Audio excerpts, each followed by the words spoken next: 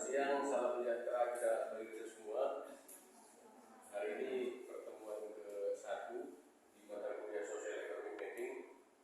Jadi pertemuan 1 Social Economic Mapping ini adalah materi yang wajib diambil, mata kuliah wajib yang diambil oleh anak Social Economic Perikanan. Jadi kalau bicara tentang Social Economic Mapping, ini adalah mata kuliah bersyarat untuk nanti mata kuliah pemberdayaan masyarakat pesisir di semester selanjutnya. Jadi itu menjadi pertemuan pertama kita setelah nanti kita di pertemuan-pertemuan selanjutnya akan dibahas. Jadi pertemuan ini merupakan pertemuan perdana. Jadi sebelumnya Social Economic Mapping kan belum pernah dipelajari gitu ya. Atau sudah ada yang pernah belajar, sudah belum ya, baik. Nanti kita akan bahas yang pertama tentang kontrak perkuliahan sampai nanti misalnya apa itu sebuah social economic mapping dan apa kegunaannya bagi kita sebagai mahasiswa social economic perikanan. Itu yang ke-1. Yang kedua, nanti mata kuliah ini pertemuannya sebanyak 16 kali pertemuan, sudah dipotong UTS 1 pertemuan dan ujian akhir semester 1 pertemuan. Berarti kalau kuliahnya berapa? 14 pertemuan. Baik. 14 pertemuan itu mungkin nanti dosennya ada 2 orang, saya dengan Pak Tirta Anugrah, SPG MSc. Kira-kira kalau tidak ada perubahan mungkin seperti itu ya. Jadi kalau kita bicara tentang social economic mapping, sebelum ke kontrak perkuliahan ini kita jabarkan ada tidak yang paham tentang social economic mapping. Kalau kita bahasa Indonesia kan sebagai pemetaan sosial ekonomi lah. Dalam ruang lingkup mungkin kajiannya masyarakat pesisir dan masyarakat nelayan dan pembudidaya ikan dan sebagainya. Jadi kalau saya boleh tahu, ada tidak yang paham tentang social economic mapping? Silakan dijawab bagi yang paham. Ya, silakan. Izin Pak. Ya. Menurut saya, social economic mapping merupakan ilmu yang mempelajari atau yang menggambarkan kehidupan sosial masyarakat secara keseluruhan. Contohnya seperti kehidupan kita sebagai masyarakat pesisir. Ya, baik. Terima kasih. Siapa namanya? Nama saya Rizky Michael Budanutomo. Iya, terima kasih Rizky Michael sudah menjawab. Jadi ruang lingkupnya kalau kita belajar tentang ini, yang pertama nanti sebelum pertemuan 2 dan 3, yang pertama tadi apa? Kita sebatas mempelajari bagaimana keterlibatan masyarakat pesisir dalam pemetaan sosial. Jadi pemetaan sosial ini menggambarkan kondisi masyarakat secara keseluruhan di kawasan pesisir khususnya. Itu dari Rizky Michael. Terima kasih. Ada lagi kira-kira yang paham? Ya, silakan. Siapa namanya? Baik. Apa kira-kira jawabannya? Menurut saya Pak, social economic itu suatu proses pemetaan atau penggambaran suatu kehidupan bagi setiap orang. Dengan jurusan kita social economic perikanan untuk mengetahui karakteristik orang pesisir. Ya, baik. Terima kasih. Berarti dalam ruang lingkup karakteristik masyarakat pesisir. Jadi memang secara umum bagaimana kita mengembangkan kondisi sosial ekonomi masyarakat. Misalnya katakanlah masyarakat perikanan itu di sekitar kawasan-kawasan pesisir. Jadi kalau kita menggambarkan masyarakat pesisir, hari ini tentu kita harus bicara tentang katakanlah sebuah program ya. Jadi jangan dikatakan proyek lagi tapi sebuah program. Misalnya kita mau mengembangkan kawasan pesisir itu di salah satu kawasan pesisir menjadi kawasan misalnya katakanlah budidaya itu menjadi banyak, ikan kerapu, ikan kakap dan sebagainya. Karena ikan kerapu dan kakap menurut penelitian bisa hidup di air tawar dan itu salah. Jangan. Mana bisa ikan kakap hidup di air tawar? Di mana dia bisa hidup? Air laut. Apalagi? Payau. Budidaya. Ada laut, ada tawar, ada apa lagi? Ada air payau. Makanya kalau dalam ruang lingkup kementerian di Kelautan Perikanan ada namanya badan pengelola atau badan katakanlah badan pembudidaya atau badan budidaya atau pusat budidaya air tawar BBAT, ada BBAL sama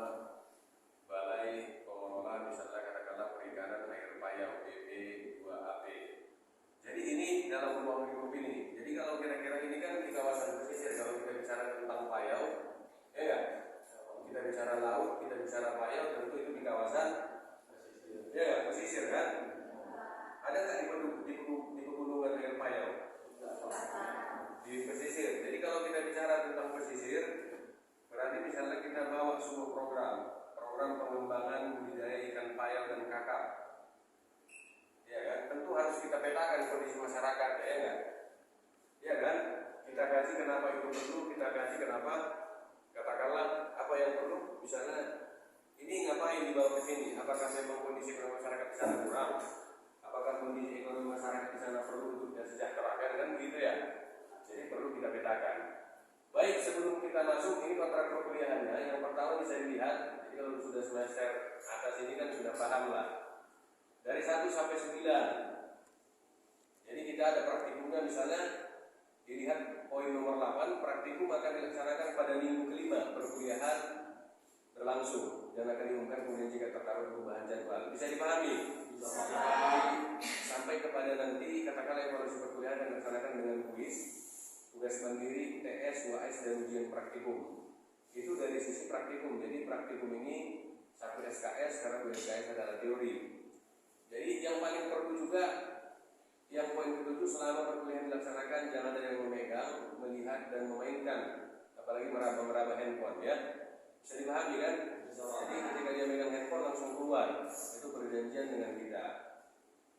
Itu keterlambatan 10 menit bisa dilihat, dan bisa dilihat bahwa kuliah ini 16 kali karena tetap muka, 1 UTS dan 1 UAS, berarti 14 kali kita tetap muka di 2 UTS dan UAS. Kita kuliah di ruangan Situbus Island ini setiap hari Rabu jam 16.00 jam 4 sore. Nanti kalau ada perubahan kita pikir bisa kita bicarakan lagi. Ini bisa dipahami lah ya kontrak perkuliahan ya. Baik. Kalau kita bicara tentang social economic mapping, coba lihat ke kanan. Misalnya katakanlah pemetaan sosial ekonomi perikanan. Kita bilang aja pemetaan sosial ekonomi perikanan. Jadi apa tujuannya? Muncul pertanyaan. Kira-kira tujuan sosial ekonomi mapping ini untuk apa? Kan gitu ya. Tujuannya untuk apa? Yang pertama untuk mengenali. Jadi harus kita temukan dulu tentang kondisi kehidupan masyarakat pada wilayah tertentu. Ya. Jadi kalau kita mau bawa program misalnya pengembangan perikanan ikan kakap dan ikan kerapu, kalau kita tidak temukan lagi tentang kondisi kehidupan masyarakatnya kan susah. Susahnya kira-kira di mana? Tentu kita harus kaji. Yang pertama, mereka itu perlu nggak budidaya itu, ya nggak? Kalau kita bicara tentang kita produksi, kira-kira kalau habis produksikan tentu harus dipasarkan, ya nggak? Kan harus dipasarkan kan? Jadi ketika dipasarkan, bagaimana nanti ke depannya pasca panen dan sebagainya. Jadi hal ini harus kita perhatikan bahwa tujuan yang pertama dari social economic mapping adalah untuk apa? Untuk menemukan kondisi kehidupan masyarakat pada wilayah tertentu. Bisa dipahami yang pertama. Yang kedua, untuk mengetahui karakteristik masyarakat melalui pengumpulan data dan informasi baik sekunder maupun langsung atau secara primer. Bedanya kalau sekunder itu kan ya sudah bisa dipahami lah. Sekunder itu bagaimana kita dapatkan data dari katakanlah dinas, katakanlah pelabuhan dan sebagainya, katakanlah masyarakat itu sendiri. Kalau primer ini kita langsung melakukan penelitian. Iya, penelitian dengan apa? Dilakukan wawancara kan? Dengan wawancara, misalnya dengan masyarakat. Sasaran kita masyarakat A misalnya, kita setelah wawancara di situ. Tentu pedomannya ada kan gitu kan? Apa pedomannya? Tentu misalnya katakanlah peta sederhana kita, kuesioner kita, atau mungkin katakanlah data-data yang harus kita ketahui dan kita tanyakan kepada masyarakat di sekitaran tersebut. Jadi paham beda sekunder dengan primer? Ya, jadi ini semua nanti ketika misalnya kita sudah temu kenali, kita sudah kembangkan, artinya kita berjalan dari sisi kemampuan primer dan sekundernya, kita akan dapatkan peta potensi. Peta potensi itu nanti misalnya katakanlah sebuah peta bagaimana kondisi kehidupan masyarakat itu. Dan kondisi kehidupan masyarakat itu kan luas. Kondisi kehidupan masyarakat kan bukan hanya bicara tentang masyarakat yang miskin atau kaya, ya enggak? Kondisi kehidupan masyarakat itu bukan hanya bicara tentang mana yang bekerja sebagai tengkulak, mana yang bekerja sebagai nelayan, kira-kira begitu. Tetapi kondisinya secara keseluruhan, kehidupan masyarakatnya sampai pada kita semuanya pun harus kita kaji, kita lihat dan sebagainya. Bisa dipahami? Fasilitas-fasilitas di desa itu, di kampung itu, di kelurahan itu, di kota itu dan sebagainya harus kita pahami. Jadi kalau hanya melihat si kaya dan si miskin itu bukan kerjaan kita. Bisa dipahami kan? Ya, itu kita dapatkan peta potensi. Peta potensi ini nanti untuk apa kita gunakan? Baik, kita lihat di sini dulu lah. Jadi kalau kita bicara tentang pemetaan sosial ekonomi, pemetaan sosial ekonomi itu didefinisikan sebagai proses untuk menggambarkan masyarakat yang sistematik melalui apa? Tahapan-tahapan yang terencana serta melibatkan pengumpulan data dan informasi mengenai kondisi masyarakat termasuk dalam profil dan masalah-masalah sosial yang ada pada masyarakat tersebut. Itu menurut literatur Soeharto tahun 2012. Kalau kita lihat di paragraf ketiga, katanya pemetaan sosial ekonomi itu dapat dipandang sebagai salah satu pendekatan dalam pengembangan masyarakat. Ada yang harus dikembangkan. Jadi pemetaan sosial ini kan kita dapatkan peta potensi, kita kembangkan, ya kan? Kita buat aja misalnya rincian tahapannya. Yang pertama kita temu kenali, yang kedua setelah kita temukan kita kembangkan, kita lakukan pengembangan. Yang terakhir kira-kira apa? Kita manfaatkan, ya kan? Kita lakukan pemanfaatan terhadap hal yang kita temu kenali, yang kita sudah kembangkan, dan kita terakhir akan memanfaatkannya. Kalau misalnya kita bicara tentang budidaya ikan kerapu dan kakap, ya kan? Setelah kita temu kenali bagaimana? Tentu kita kembangkan, kita latih orang-orang untuk cara budidayanya, cara buat kolamnya seperti apa, sampai kepada nanti target pemasarannya seperti apa. Pemanfaatan ini sebuah aktualisasi, ini yang paling besar.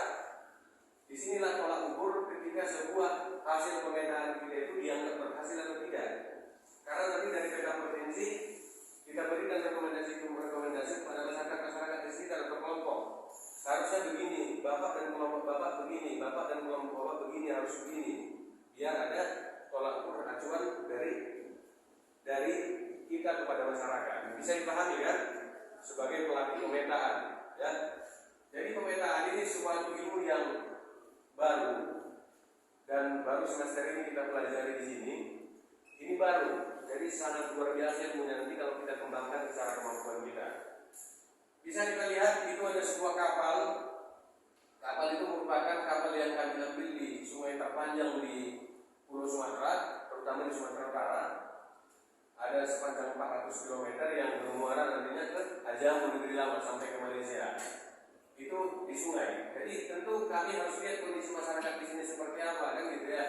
Jadi tidak mungkin kita petakan, tidak kita lihat-lihat dan sebagainya. Jadi ada hal yang harus kita kembangkan dari masyarakat tersebut. Apa katanya? Menurut Soeharto juga didefinisikan pemetaan sosial ekonomi sebagai proses menggambarkan masyarakat yang sistematik serta melibatkan pengumpulan data dan informasi mengenai masyarakat yang termasuk dalam profil dan masalah sosial. Jadi kalau kita merujuk kepada itu, berarti untuk menggambarkan suatu kehidupan masyarakat kita bukan hanya bicara tentang petanya, kan gitu ya. Jadi jangan dikira pemetaan sosial itu bagaimana menggambar peta. Petanya lonjong atau bulat, petanya bundar atau petak begitu ya. Jadi kita bagaimana di dalamnya ada kita kumpulkan data, kita lihat profil masyarakat dan sebagainya. Terakhir tahun 91 12 Trees apa katanya? Sebagai sebuah pendekatan, pemetaan sosial sangat dipengaruhi oleh ilmu penelitian sosial dan geografi. Jadi jangan hanya kita belajar tentang sosial, pekerjaan bapak apa, anak bapak berapa, bapak sudah bekerja sebagai ini berapa tahun, bukan itu. Kita harus lihat geografinya. Orang nggak pergi melaut, kenapa? Kenapa misalnya bulan terang begini dan sebagainya, kenapa bulan tidak terang begini dan sebagainya. Itu harus kita pahami, ya kan? Bisa dipahami kan?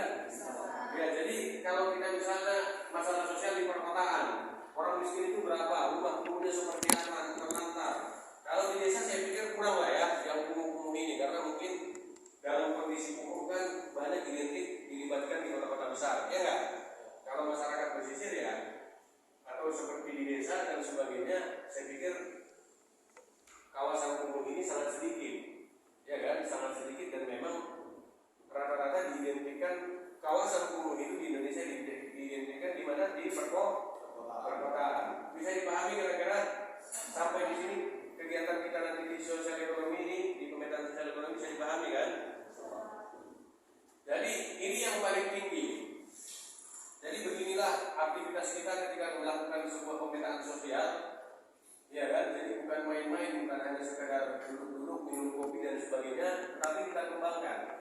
Inilah sebuah proses merapatkannya. Misalnya jika kita acu pada gambar ini kita acu kepada bagaimana membuat peta-peta potensi tersebut, kita libatkan masyarakat. Kita menuju ke kiri, pemetaan sosial ekonomi. Kalau kita lihat pemetaan sosial ekonomi tidak bisa dilaksanakan tanpa partisipasi masyarakat, ya. Kalau nggak terlibat masyarakat di situ, kalau tidak terlibat masyarakat banyak di situ, masyarakat desa itu tidak namanya berbentuk partisipasi. Jadi kalau tidak terlibat masyarakat berarti kerjanya sendiri, toh, ya kan? Kerjanya sendiri, nggak bagus. Jadi harus dilibatkan masyarakat dalam melakukan pemetaan sosial. Yang kedua, setelah kita libatkan masyarakat, kita bicarakan potensinya. Misalnya kita bicarakan potensinya, apa kira-kira potensi yang ada dalam hal tersebut, atau dalam desa atau dalam kawasan tersebut. Kita kembangkan. Bagaimana caranya misalnya kita kembangkan seperti budidaya ikan kerapu dan kakap misalnya, ya kan? Tentu harus kita lihat potensinya, potensi pembudidayaan sampai kepada potensi penjualannya. Pengembangannya begitu juga. Pengembangan ini kalau tidak bisa kita kembangkan sulit. Sulitnya di mana? Kita nggak bisa nanti bagaimana? Ya orang harus diajari dulu lah. Budidaya ikan kerapu itu apa? Bagaimana caranya? Seperti apa? Makanannya apa? Pakannya? Karena masalah terbesar dalam budidaya Indonesia, budidaya ikan besar ini adalah pakan. Bisa tidak kita menciptakan pakan yang efisien untuk pengembangan ikan-ikan air tawar, laut dan sebagainya? Karena itu yang menjadi soal.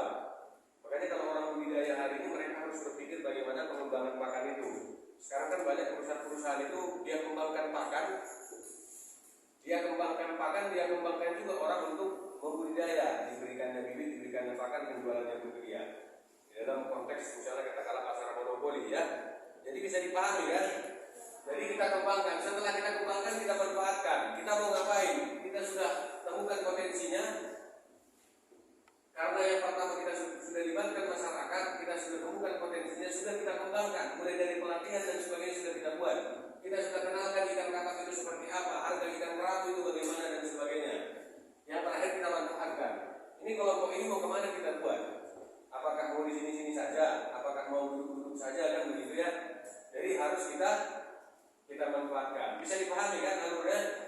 Dari pemetaan sosial ekonomi, bagaimana kita melibatkan partisipasi masyarakat secara luas di kawasan tersebut. Kita bicarakan potensinya, kita kaji potensinya, kita diskusikan potensinya, kita kembangkan dan kita manfaatkan. Ya, bisa dipahami? Tujuannya kalau secara umum yang pertama sebagai langkah awal untuk mengetahui wilayah calon sasaran program. Jadi kita bawa program misalnya pengembangan ikan, budidaya pengembangan ikan air payau dan kerapu ini kan, kerapu dan kakap. Maksud saya tentu harus kita lihat sebagai langkah awal untuk mengetahui wilayah calon sasaran program kita. Kondisi masyarakatnya bagaimana, sehari-hari mereka bekerja seperti apa, atau mau nggak kira-kira mereka terlibat dalam budidaya ini, ya. Yang kedua, untuk mengetahui kondisi atau karakteristik masyarakat calon sasaran program, kita ketahui kondisinya, karakteristiknya. Dari orang yang miskin, orang yang kaya berapa, orang yang mungkin bekerja sebagai nelayan, atau kira-kira kalau kita kembangkan program ini sini nggak akan bisa karena semuanya nelayan Pak, sibuk melaut dan sebagainya. Bisa dipahami kan? Yang ketiga sebagai dasar untuk menyusun matrik perencanaan. Jadi matrik ini kita susun bagaimana kita rencanakan tadi pengembangannya. Misalnya tahap pertama kita lakukan sosialisasi dulu, kita suruh dulu melalui program-program kita sampaikan ke beberapa masyarakat. Setelah itu kita bicarakan apa yang patut kita kembangkan. Setelah itu kita bicarakan bagaimana pemanfaatan ke depan. Sampai kepada aktualisasi nyata terhadap pemanfaatan peta sosial yang sudah kita rekomendasikan kepada masyarakat. Bisa dipahami? Oke. Kalau secara umum orang-orang pekerja sosial itu misalnya social worker itu kan dia selalu mengatakan bahwa untuk melakukan pemetaan sosial dia dapat mengumpulkan informasi sebanyak mungkin dalam suatu wilayah yang tertentu, ya tentu secara spesifik kan. Jadi ada batasan-batasannya. Tidak mungkin semua masyarakat di Pandan ini di tempat kita kampus ini misalnya kita lakukan pemetaan sosial, ya. Jadi kita lakukan pemetaan sosial itu dalam sebuah ruang lingkup yang kira-kira dapat kita laksanakan dan ini akan menjadi sebuah keputusan untuk apa? Misalnya untuk program pengembangan masyarakat. Bisa dipahami? Oke, baik.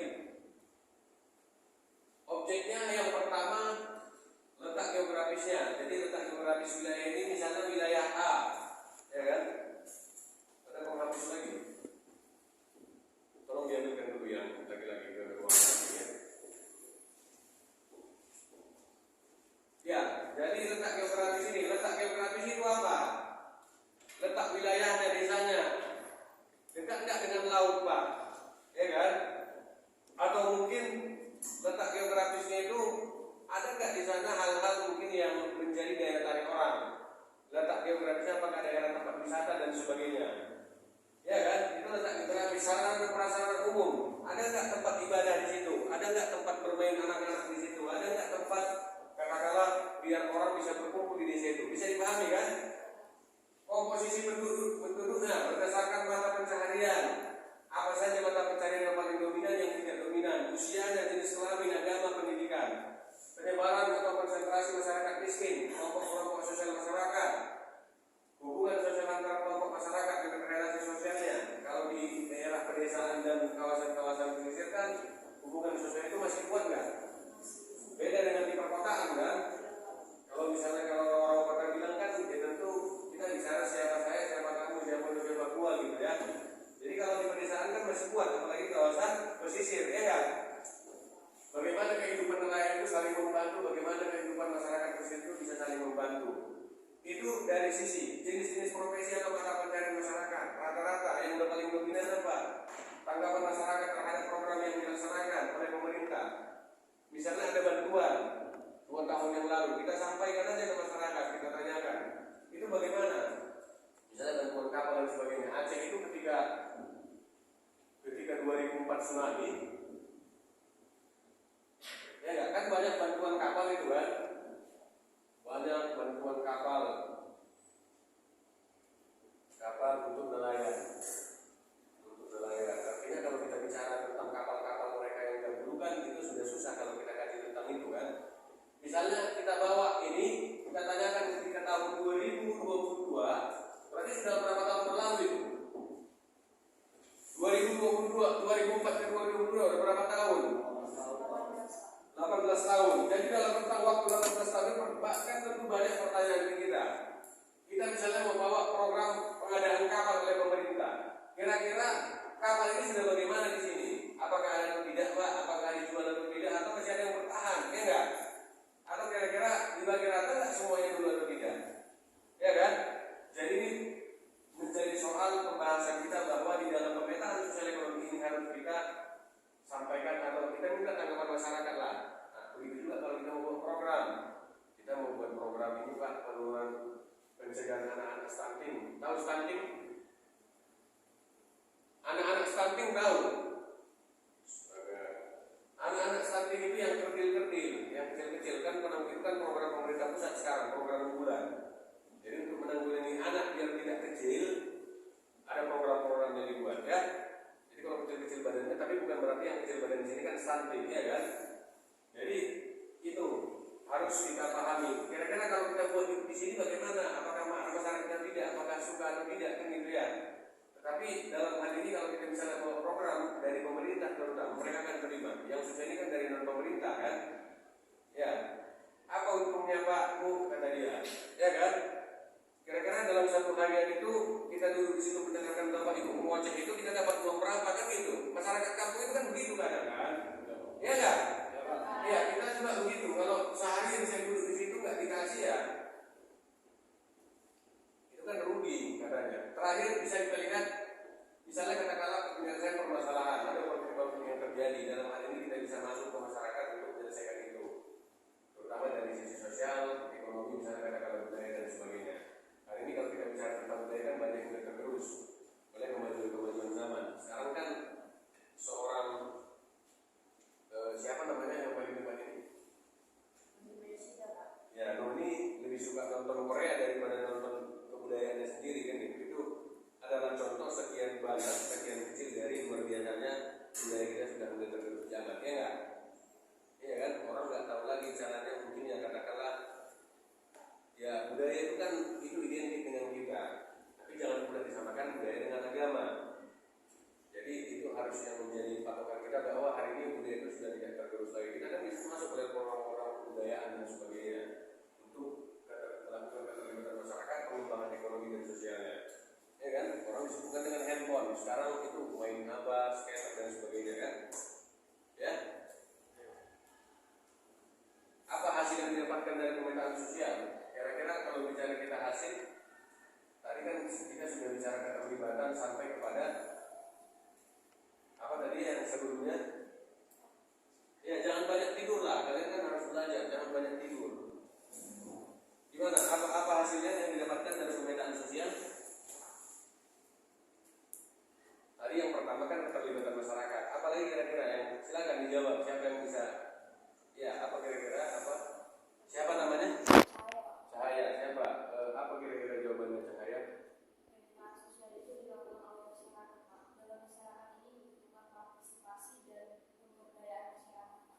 Ya, berarti terima kasih jawabannya. Hasilnya yang kita dapatkan kan terjadi di situ keterlibatan masyarakat yang begitu aktif, ya enggak, dalam pengembangan program ini. Dan orang sebagai kita ini sebagai penduduk, sebagai orang-orang calon penduduk dan sebagainya, tentu kita setiap hari kan, setiap saat dan setiap waktu akan memberdayakan masyarakat di sekitar, ya enggak? Jadi harus dilakukan, harus didapatkan, dikatakan berhasil itu keterlibatan masyarakat ini sampai kepada pemberdayaan masyarakat secara tertib, secara murni dan secara berkelanjutan, ya kan? Ada sustainable.